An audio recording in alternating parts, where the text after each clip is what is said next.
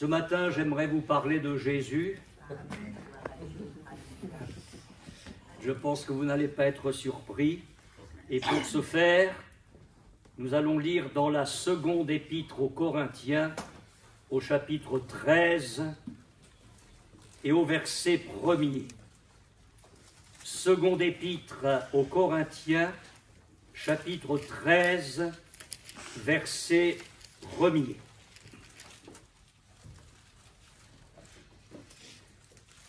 Je vais chez vous pour la 3e fois.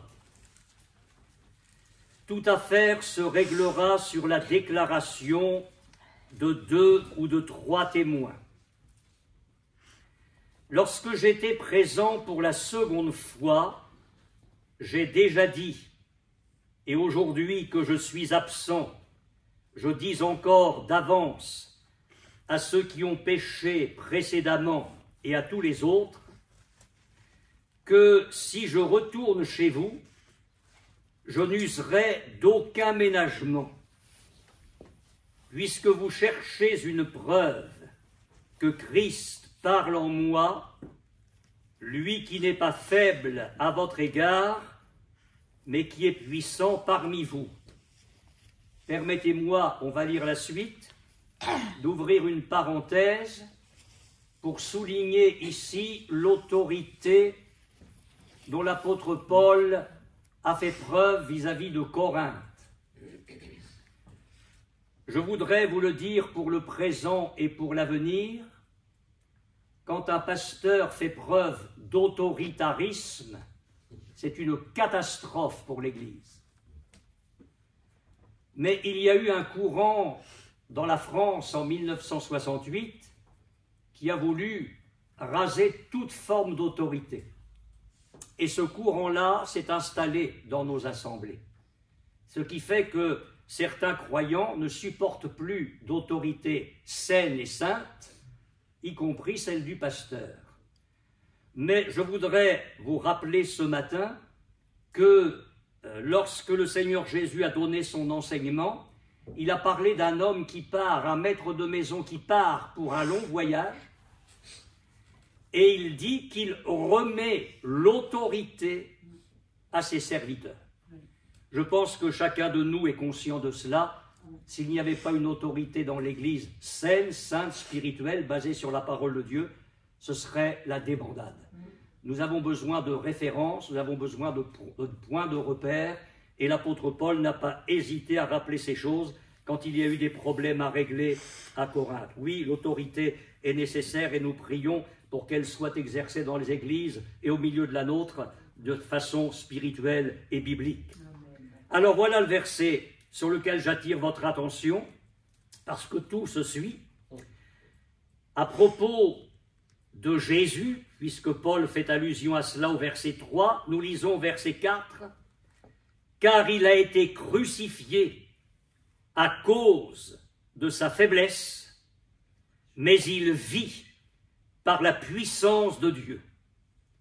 Nous aussi, nous sommes faibles en lui, mais nous vivrons avec lui par la puissance de Dieu pour agir envers vous. » Et ce matin, j'aimerais vous parler de la faiblesse de la croix, ou plus exactement, la faiblesse de Jésus lors de sa crucifixion. Le mot du texte original qui a été traduit par faiblesse est un mot qui a donné aussi en français asthénie.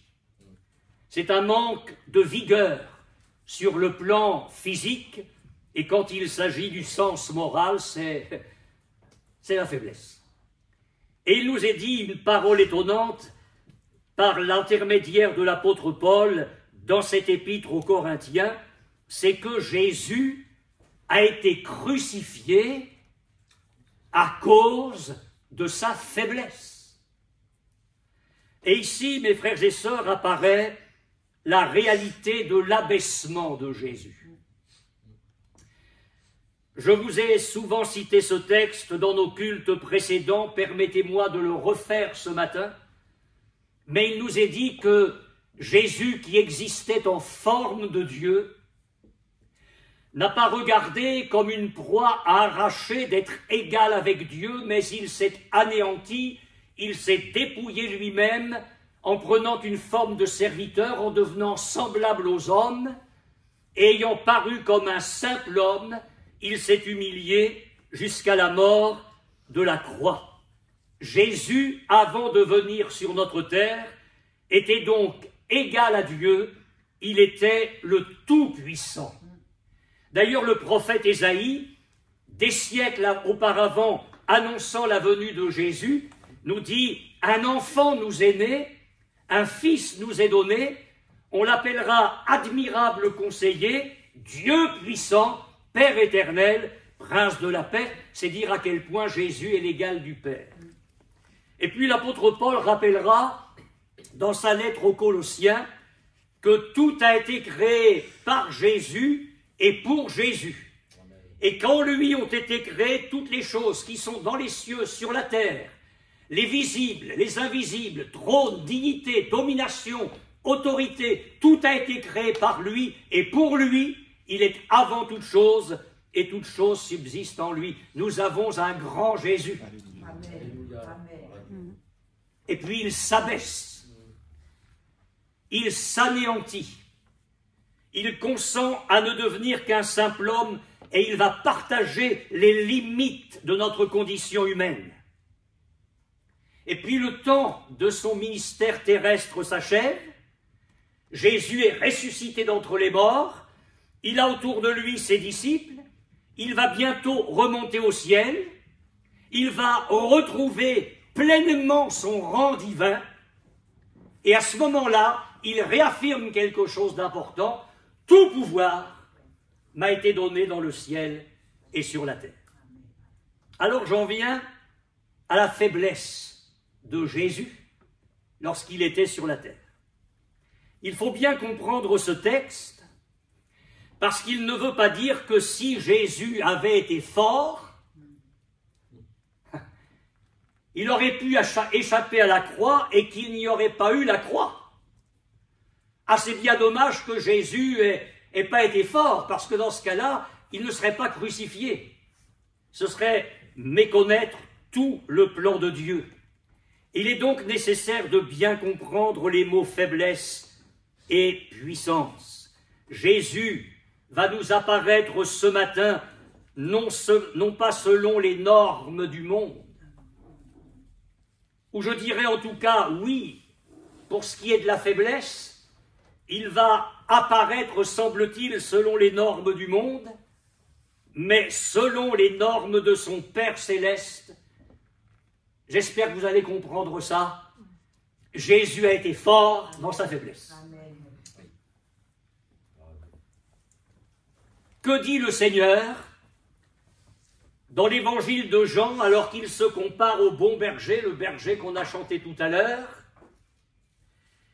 Il dit, le Père m'aime parce que je donne ma vie, ça c'est la croix, afin de la reprendre, ça c'est la résurrection. Et Jésus ajoute, j'ai le pouvoir de la donner, j'ai le pouvoir de la reprendre, tel est l'ordre que j'ai reçu de mon Père. Jésus a donné sa vie de lui-même. La croix était dans le grand plan de Dieu. Jésus n'a donc pas été crucifié par manque de force, mais il a été crucifié justement à cause de sa faiblesse. Il pouvait échapper à la croix, mais il ne l'a pas fait. Il a renoncé à sa puissance pour donner sa vie, pour nous racheter. Je m'adresse ici aux chrétiens ce matin. Et j'aimerais vous ramener vers ce que je considère comme une image prophétique. Je ne vais pas entrer dans le détail, mais vous savez qu'à un moment donné, Dieu a demandé à Abraham quelque chose de terrible. Il lui a demandé d'aller sur le mont Morija et d'offrir son fils en holocauste. Mais Dieu n'est pas ce Dieu-là. Mais Abraham ne le sait pas. Et Dieu est en train de tester le cœur d'Abraham pour savoir jusqu'où va sa foi, jusqu'où va son amour, jusqu'où va sa consécration, Alors Abraham va avec son fils, je passe des détails, jusqu'au mont Morija. Il bâtit un autel et il met son fils sur l'autel. Il prend le couteau et il s'apprête à égorger son fils. Et Dieu l'arrête. Enfin, l'ange de l'Éternel l'arrête. Jésus l'arrête. Parce que Jésus sait ce que lui va faire des siècles plus tard. La croix ne lui sera pas épargnée. Donc, Abraham est arrêté dans cet élan-là. Et puis il se retourne et il voit un bélier. Alors, qui l'a amené là, celui-là? Depuis combien de temps il est là? Moi, je crois qu'il attendait Abraham. Mais il y a quelque chose de très important dans l'Écriture. Je suis un amoureux de la parole de Dieu et j'aime bien m'arrêter sur ce qui n'est pas des détails, mais qui peut paraître un détail. Il est dit de ce bélier qu'il était retenu dans le buisson par les cornes. Tiens, mais les cornes dans la parole de Dieu sont toujours le symbole de la puissance, de la force. Et le bélier va aller du buisson jusque sur l'autel de l'Holocauste parce qu'il est retenu par les cornes. Sa puissance est retenue. Sa puissance est retenue. Et parce qu'il est retenu au niveau de sa puissance, il devient faible, et il devient faible pour l'Holocauste. Vous avez là une image extraordinaire du Seigneur Jésus, qui sur la terre a retenu sa puissance, a retenu son autorité, a retenu toute cette force divine qui était en lui. Il y a renoncé pour devenir la victime expiatoire pour nos péchés. Alors ce chemin divin nous met une fois de plus devant une évidence. Vous l'aurez compris, cette voie est tout à fait contraire à la raison humaine. Cette voie est tout à fait contraire à notre chair, aux réactions de notre nature humaine déchue. L'être humain préfère imposer, l'être humain préfère s'imposer. L'être humain préfère se défendre par l'utilisation de la force et de la violence. Mais il y a un rappel par l'intermédiaire de l'apôtre Paul dans la première épître aux Corinthiens. Je vous en ai parlé ces temps derniers, la croix est un scandale. Et il faut qu'elle reste un scandale pour nous. Elle va à l'encontre de l'esprit du monde et nous voulons rester attachés au Seigneur. Alors je dis, béni sois-tu, ô Jésus, pour avoir renoncé à tout cela, avoir accepté d'être faible. Tu as été crucifié à cause de ta faiblesse. Alléluia. Et maintenant, nous l'entendons nous donner le contrat du disciple. Et ce n'est pas négociable. Ce n'est pas discutable. Vous savez, quand je prêche l'évangile aux âmes inconverties, je dis l'évangile est à prendre ou à laisser. Et ce matin, je me le dis, je vous le dis en tant que chrétien devant le contrat du disciple, ce n'est pas discutable, c'est à prendre ou à laisser, et il faut le prendre comme tel. Jésus dit, si quelqu'un veut venir après moi, 1, qu'il renonce à lui-même. 2, qu'il se charge de sa croix. 3, qu'il me suive. Et il dit, celui qui voudra sauver sa vie la perdra, et celui qui la perdra à cause de moi la retrouvera. Il est question de notre croix. Ça veut dire que suivre Jésus, c'est le suivre dans le chemin qu'il nous a ouvert lui-même. C'est pourquoi, et c'est ce que nous allons faire ce matin, en étudiant la faiblesse de Jésus, nous allons examiner notre propre cœur. Et je vous promets que je vais examiner le mien. Pour savoir si vraiment nous avons la nature d'un disciple du Seigneur, si nous savons être faibles comme il a été faible, si nous savons être faibles de cette faiblesse triomphante, selon qu'il est écrit, la faiblesse de Dieu est plus forte que les hommes, selon qu'il est écrit, Dieu a choisi les choses faibles du monde pour confondre les fortes. Mais je voudrais vous dire ceci d'emblée, que si, mon frère, ma sœur, vous vivez en communion avec Jésus, si vous vivez dans son humiliation, si vous communiez avec lui dans sa mort, alors vous pouvez être faible de sa sainte faiblesse, parce que lui va vous en donner la capacité. L'apôtre Paul écrit dans sa lettre aux Philippiens, « Je désire connaître Christ, la puissance de sa résurrection, mais aussi la communion de ses souffrances. » Je voudrais prendre le temps de voir avec vous ce matin les divers aspects de la faiblesse de Jésus. Il y en a eu une annonce prophétique par la bouche du prophète Ésaïe, et notre frère a rappelé ces choses dans le chant, en introduisant le chant d'un cantique tout à l'heure. La parole de Dieu nous dit de Jésus que l'Éternel a fait retomber sur lui l'iniquité de nous tous. Et elle nous présente alors Jésus. Il a été mené comme un agneau à la boucherie. Il n'a pas ouvert la bouche. Ça a été dit tout à l'heure. Il n'a pas ouvert la bouche. Comme une brebis muette devant ceux qui la tombent. Et à nouveau le prophète dit, il n'a pas ouvert la bouche. Il n'a pas ouvert la bouche, brebis muette, il n'a pas ouvert la bouche. Mais qu'est-ce que le Saint-Esprit est en train de nous annoncer là?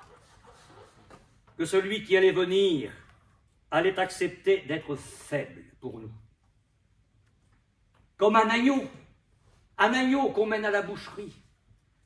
Pas un ours, pas un lion, pas de grandes griffes pour se défendre, pas de cornes pour contre-attaquer, un agneau.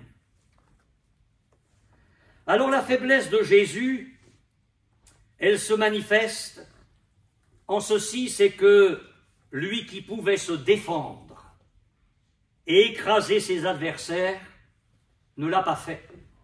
Parce qu'on va rester sur le temps de la crucifixion, puisqu'il a été crucifié à cause de sa faiblesse. Donc on va rester dans ce périmètre de temps-là. Jésus vient de connaître un combat terrible dans la prière à Gethsémanée. Sa sueur est devenue comme des grumeaux de sang qui sont tombés à terre.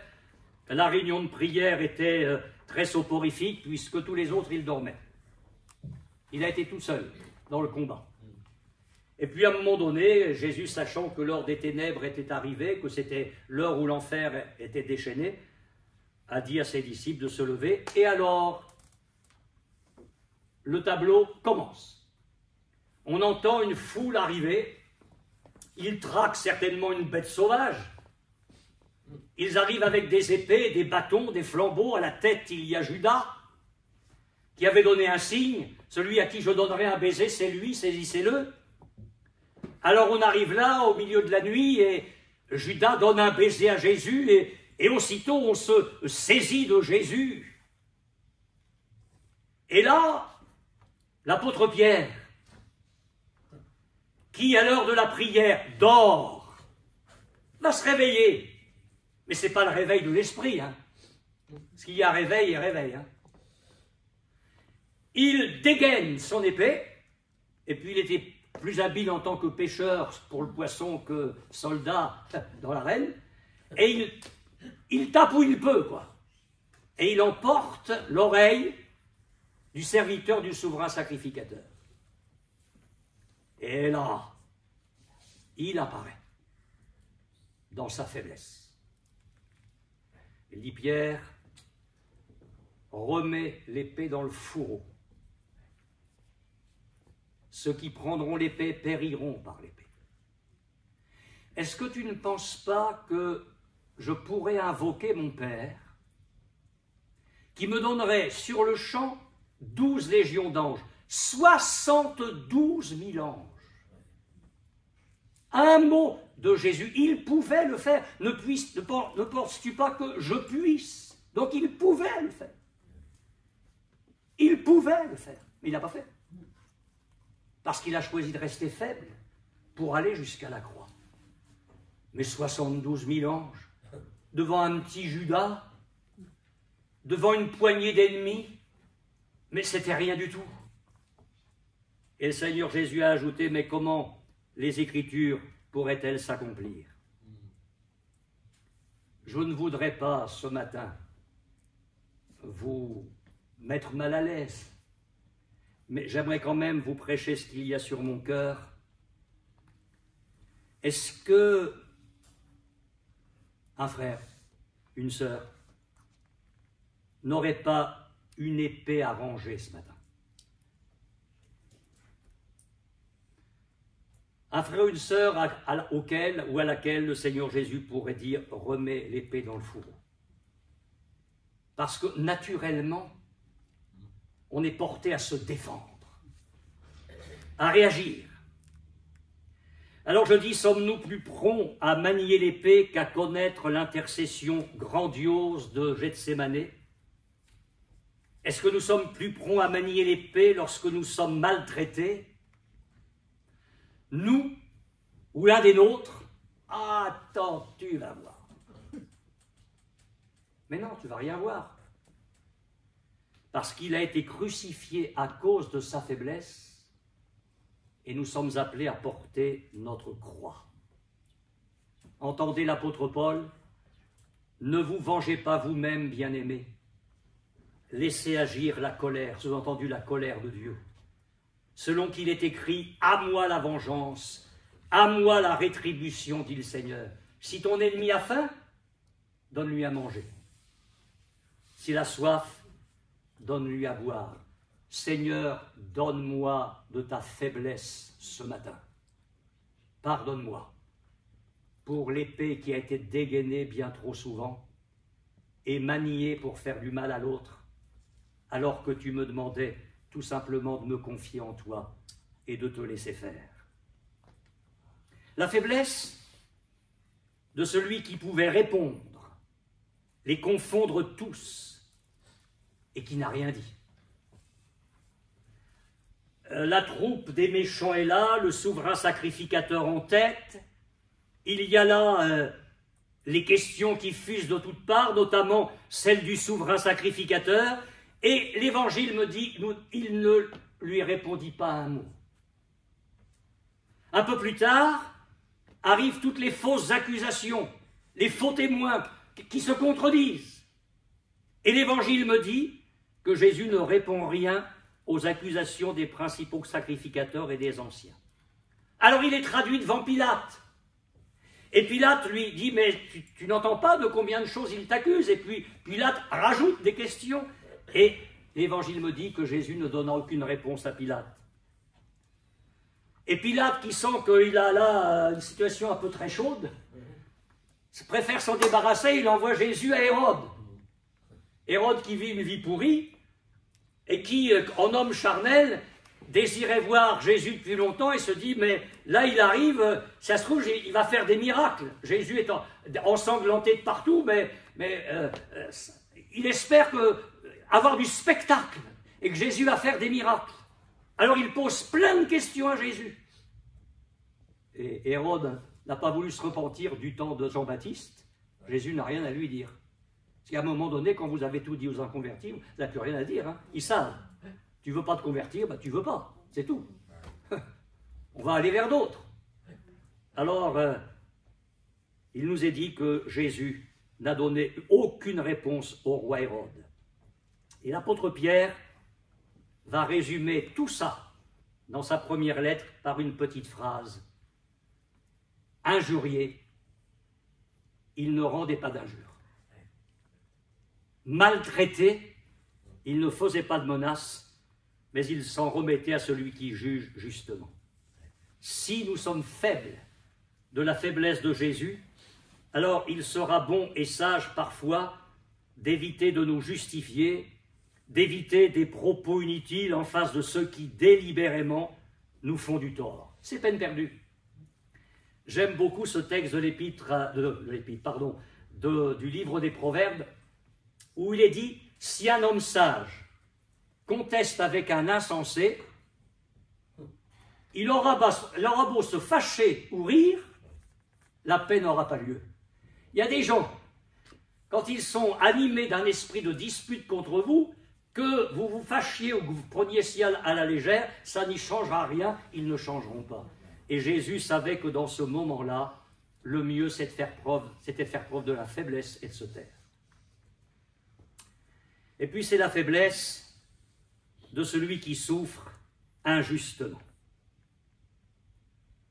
L'apôtre Pierre, encore lui, a écrit dans sa première lettre « Christ aussi a souffert pour les péchés, lui juste pour des injustes. » Mais si vous relisez attentivement le récit de la crucifixion dans Matthieu, Marc, Luc et Jean, mais tout a été profondément injuste dans les souffrances de Jésus, avant la crucifixion, pendant la crucifixion. Fausses accusations, méchanceté, violence, moquerie, provocation. Et en tant que disciples de Jésus, nous pouvons, ou nous pourrons, suivre le même chemin que lui. J'étais sur l'estrade de l'église, pas celle-ci, s'il n'y en a pas. Et la réunion n'était pas encore commencée, c'était un culte. Et le Seigneur est venu me dire, et quand il me parle, je le sais, je l'entends, même si je ne l'entends pas avec les oreilles, le Seigneur est venu me dire, le disciple n'est pas plus que le maître, et le serviteur n'est pas plus que son Seigneur, son maître. Et le Seigneur a ajouté la suite, il suffit au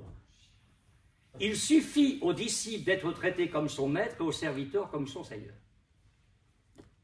Et moi j'ai dit dans ma candeur, d'accord Seigneur, d'accord. Quand vous êtes devant une église, tout va bien, vous êtes toujours d'accord avec ce que le Seigneur dit. Et puis une tempête terrible est venue. Avec le mensonge, la calomnie, les accusations multiples, aussi fausses qu'odieuses, les unes les autres, les cabales, avec le désir d'abattre. Et puis il y a eu, dans toute cette période-là, à un moment donné, où une chrétienne, habitant à des centaines de kilomètres, une femme de Dieu, simple chrétienne dans son assemblée, a dans son cœur ce désir, il faut que tu ailles à Caen. Mais elle ne savait pas pourquoi. Alors dans sa sagesse, elle est allée trouver son pasteur. Et puis il lui a dit, voilà, je pense à rien, j'avais aucune pensée, mais j'ai l'impression que le Seigneur me demande d'aller rendre une visite à l'église de Caen. Et son pasteur, plein de sagesse, lui a dit, écoutez, si le Seigneur vous l'a dit, allez-y. Elle a pris sa voiture le samedi, il y a eu une tempête, c'était l'horreur. Il y avait le vent, il y avait la pluie, il y avait tout. Elle a fait des centaines de kilomètres sous la pluie et le vent. Et puis le dimanche matin, elle était au culte. Un frère conduisait les chants et je prêchais derrière. Mais elle ne savait rien de tout ça. Elle ne connaissait pas l'assemblée. Et à la fin de la réunion, j'ai fait ce que je ne fais jamais. Je suis resté au pied de l'estrade au lieu d'aller au fond. Mais pourquoi j'ai fait ça? Je n'en sais rien. Je ne fais jamais ça. Et cette femme qui ne connaissait pas l'assemblée, cette chrétienne, s'est informée, elle dit, mais le pasteur, c'est le frère qui a fait chanter ou c'est celui qui a prêché? Elle pensait que c'était le frère qui avait fait chanter. Et on lui a dit, non, c'est le frère qui a prêché. Alors elle vient vers moi. On ne se connaissait pas. Et elle me dit ceci, et c'est comme si je l'entends encore. J'ai une parole de Dieu pour vous. Et c'est pour ça qu'elle était venue. Et elle m'a dit textuellement ceci, le Seigneur vous rappelle ce qu'il vous a déjà dit. Le serviteur n'est pas plus que le maître, le disciple n'est pas plus que son Seigneur. Moi je suis resté, j'étais au garde à vous. Il y avait un temps de jeûne, elle est restée au jeûne et elle est repartie. Le Seigneur lui a demandé de faire des centaines de kilomètres aller-retour pour me rappeler un verset qu'il m'avait donné des semaines et des semaines auparavant. Vous savez, quand vous roulez pour le Seigneur, avec le Seigneur, et que surgit une tempête qui vous enlève tout ce qui a été votre vie, tout ce qui a été votre vie. Quand vous connaissez un peu de ce dépouillement, un peu, de ce qu'a été le dépouillement de Jésus à la croix, il vous faut tout le secours de Dieu pour être faible de la faiblesse de Jésus. Et quand tu passes par des moments comme ça, qui se comparent à ça ou pas du tout, mais chacun a son lot, le Seigneur du haut de son trône est en train de nous regarder. Est-ce qu'il va trouver chez toi le caractère de l'agneau? Comment tu vas réagir? Quelles vont être tes décisions de défendre? Avec quelle méthode? Est-ce que tu vas choisir de te taire? Est-ce que tu vas choisir d'agir de la même manière, de rétorquer? Quels vont être tes sentiments? Il regarde pour savoir si dans ce moment-là, nous avons le caractère de l'agneau, si nous ressemblons à Jésus, son Fils, parce qu'il nous a prédestinés à être semblables à l'image de son Fils. Dans ces heures-là, savons-nous être faibles? Savons-nous imiter Jésus dans nos souffrances injustes? Alors je voudrais vous le dire ce matin, vous le rappeler, mes frères et sœurs, vous aurez à être des agneaux au milieu des inconvertis, membres de famille qui ne sont pas chrétiens, voisins, collègues de travail. Alors là, vous allez souffrir injustement. Vous savez, la Bible parle de tout, hein, même de nos patrons. Je ne sais pas comment est le vôtre. Mais l'apôtre Pierre, décidément, hein, aujourd'hui c'est Pierre, hein, l'apôtre Pierre a parlé aux chrétiens et il les a exhortés dans leur relation vis-à-vis du patron. Alors je vais employer un langage moderne, ouvrier, soyez soumis à vos patrons en toutes choses, pour ce qui est convenable, bien sûr. Et avoir un comportement correct, un comportement de chrétien. Non seulement à ceux qui sont bons et doux, ça arrive ça, des patrons qui sont comme ça? Probablement que oui, puisque Pierre le dit. Mais Pierre dit, mais aussi à ceux qui sont d'un caractère difficile. Ben oui, parce que c'est là où on va être devant la leçon de choses, hein, c'est là où Dieu va nous tester. Et Pierre dit, mais écoutez, si vous êtes pénalisé, si, je paraphrase, si vous avez des punitions, si vous avez des mauvais traitements pour avoir commis des fautes, il n'y a pas de gloire là-dedans. Si sur votre lieu de travail vous faites des fautes et que vous êtes pénalisé, c'est normal. Mais Pierre dit, mais si vous souffrez injustement, par motif de conscience, parce que justement vous êtes chrétien, et que vous ne faites pas certaines choses mauvaises parce que vous êtes chrétien et que ça engendre des souffrances injustes, mais au lieu de vous plaindre, mais réjouissez-vous, et Pierre ose dire c'est une grâce. Alors je vous souhaite plein de grâce dès demain matin.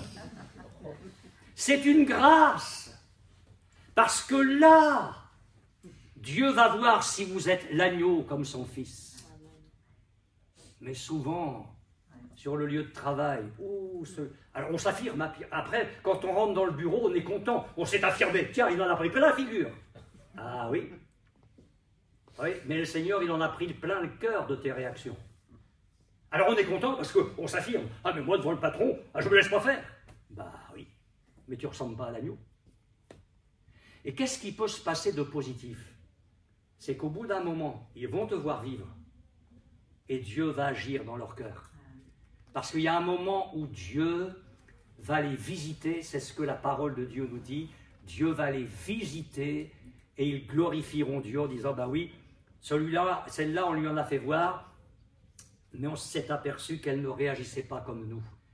Il a quelque chose qu'on n'a pas, elle a quelque chose qu'on n'a pas, et nous pouvons les gagner ainsi au Seigneur.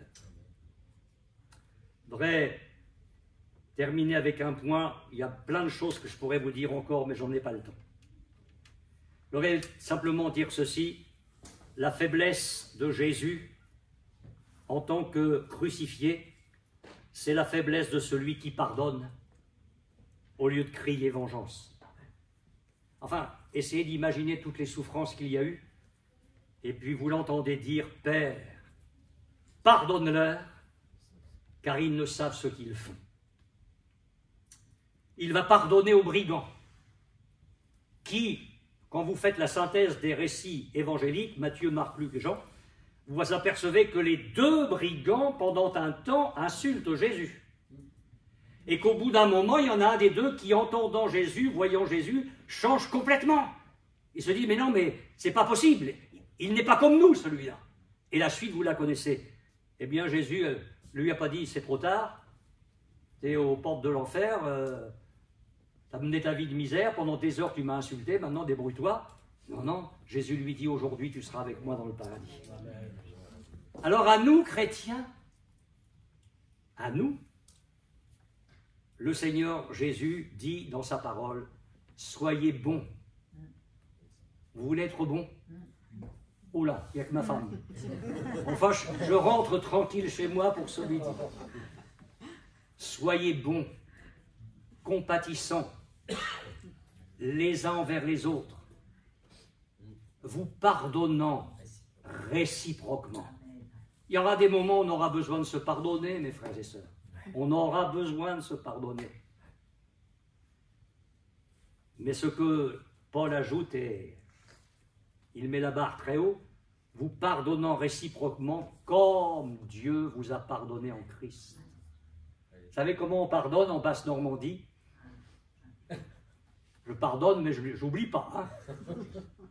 Ben, heureusement que Dieu pardonne en oubliant. Il a effacé, il ne se souvient plus. Donne-moi, Seigneur, cette faiblesse-là. La faiblesse du pardon. La faiblesse d'être capable d'oublier les offenses. Ça ne va pas être facile dans l'arche. Hein. Ben non. Parce qu'il fallait faire attention où on mettait les pieds, parce qu'il pouvait y avoir l'éléphant. Hein.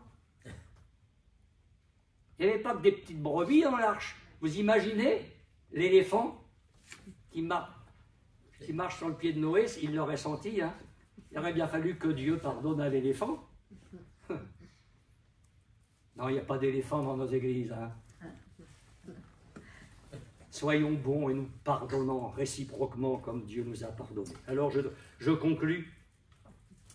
Soyons revêtus de la faiblesse de Christ en face de nos adversaires, en face des accusations, lorsque nous souffrons injustement et lorsque nous sommes appelés à accorder un vrai et complet pardon aux autres. Il a été crucifié à cause de sa faiblesse. Seigneur, donne-moi de ta nature. Ô Jésus, donne-moi de ta nature, que je te ressemble de plus en plus. Amen.